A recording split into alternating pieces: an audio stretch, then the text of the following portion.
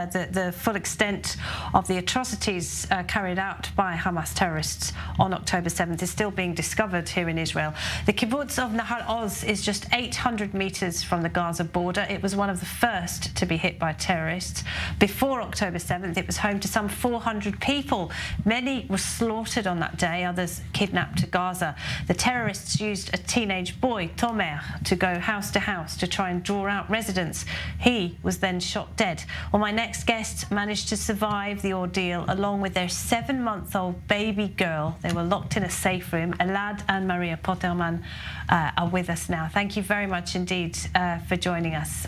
Just Ela is with us. Ela, I mean, your story is beyond terrifying. Can you tell us what happened exactly?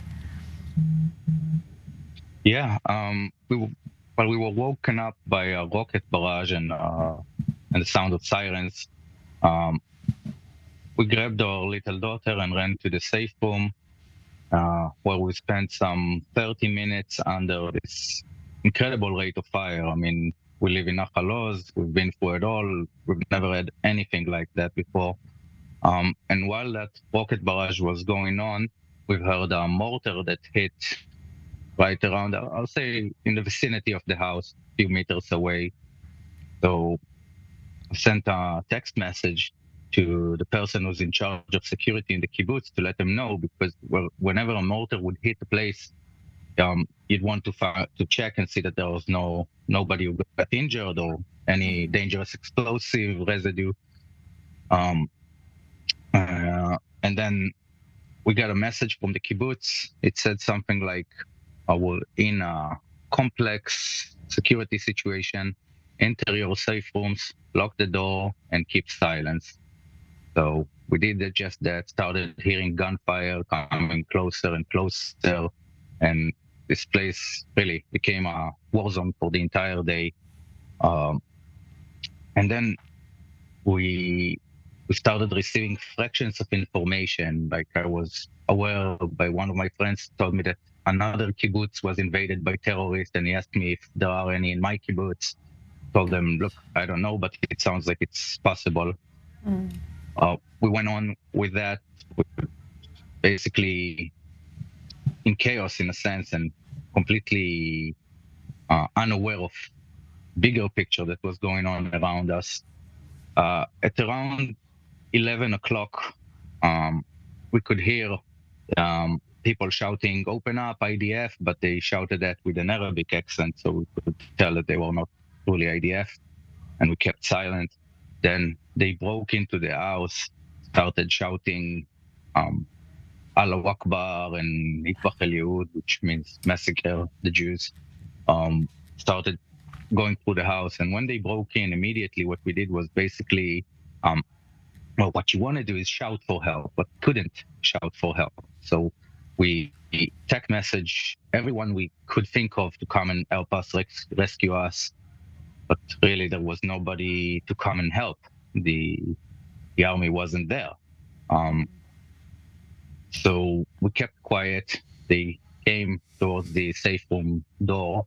Luckily, the previous tenant in my apartment, my house, installed a metal latch that you could close the door, lock it from within. Goodness me. That really ended up saving our life, as well as the fact that my little daughter was in absolute silence. She was silent because she's 7 months old, right? 6 hours straight. 7 months old. I mean, babies cry, they scream, they make noise. She didn't make. I mean, it's awful to think about. Is it true you had a weapon with you? You were locked inside. You had a weapon, and you were trying to keep the baby quiet. How did you keep your nerve? How did you stay calm? Well, I wish I could tell you that I did stay calm. I was horrified, really. But you do what you can to survive. So I think me and Maria, my wife, we were, at this point, we were like a team. And, you know, we communicated, kept each other focused on point, although you are very much terrified. When they arrived to the safe room door, Maria, there was like a niche in this room. So she was standing with Lynn, holding the baby in one hand and a knife in the other. And I was holding an axe just to the right of the door, because I figured if they'll shoot through it, I'll get hit if I'm right next to the door, like right in front of the door. So I was waiting there and preparing for death. Really, that's what it was. I was sure they'll break open, and then it won't help. An X won't save you. There were several of them, at least 3. I'm sure of that much. And they won't come with X's. No chance, really. But they tried the door a few times, and I believe that they simply didn't know that we were there, because if they would have, then some duplication of effort would have taken place.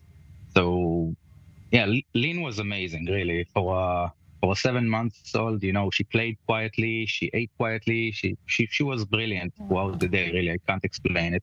How long were you in there? How long did all of this go on? The terrorists were in our house for about an hour, until somebody came, shouted something in Arabic, and they simply left the place. But they completely wrecked the house while they were there, and once they left, we were still locked in the safe room. So we had to wait several more hours until the real IDF actually came and cleared the house, and then several more hours until we were eventually evacuated from the kibbutz.